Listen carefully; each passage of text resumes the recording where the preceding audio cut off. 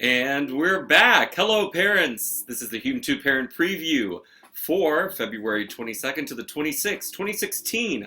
I'm the principal of New Visions Charter High School for the Humanities 2, Richard Gonzalez, and I will be taking you through this quick parent preview. Here we go. And we have some very important updates to cover with you today. We're going to cover our cell phone collection procedure, which goes live tomorrow.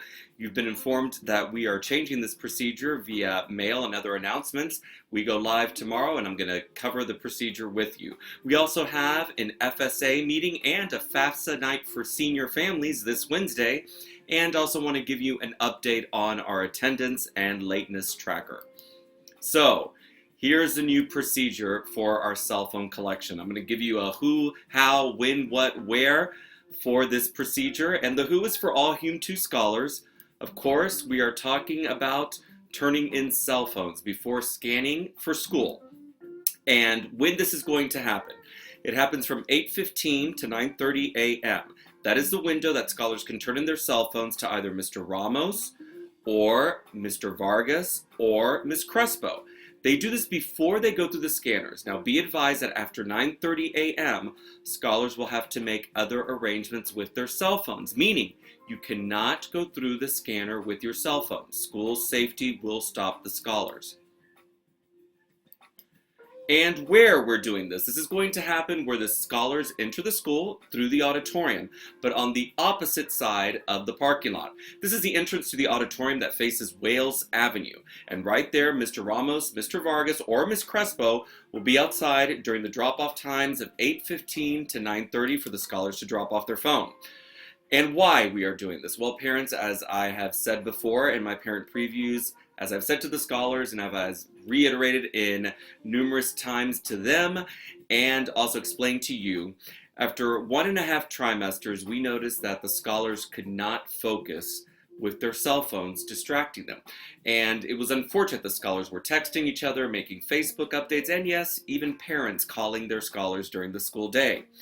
This new procedure allows scholars to safely store their phones, not in a bodega, not at the deli, but here at the school without paying the fee of $1, and it lets them focus on what they're here to do, which is learn, not being distracted by all the distractors of a cell phone. So I've told them to enjoy this mental vacation while they have it.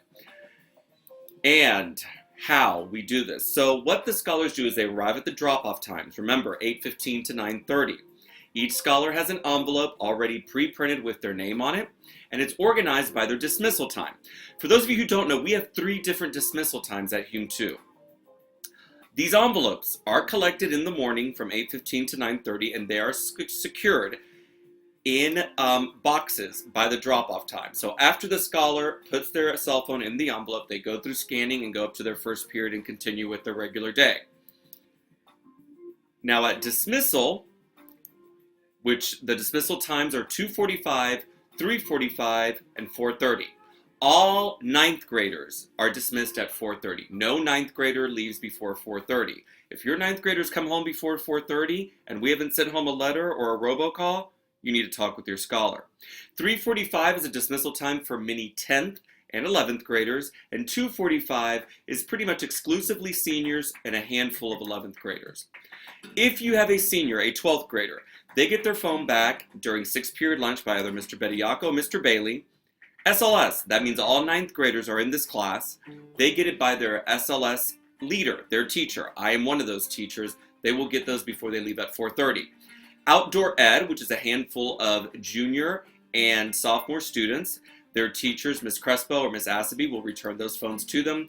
And if you have a 3:45 dismissal, those will be returned to the scholars in the cafeteria by Mr. Eddy.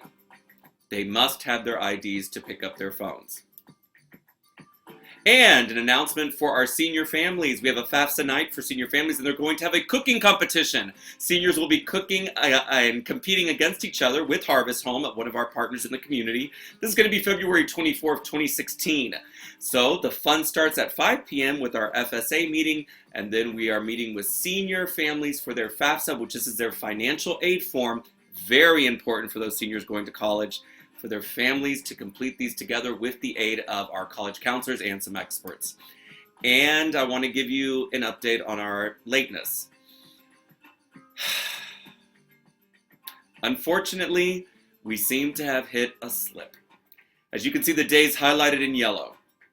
We're back up again with our scholars coming late to school. Parents, I need your help. Scholars are missing school.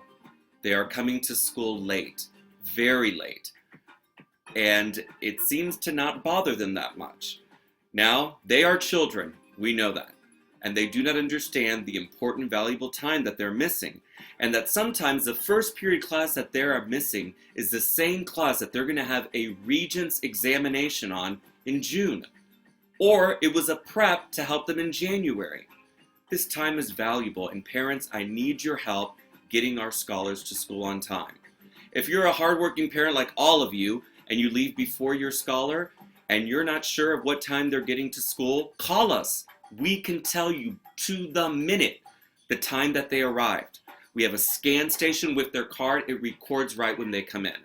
We will help you, and we will do everything we can, but I need your help in enforcing that school starts by 9 a.m., meaning at 8:50 they should be walking through scanning.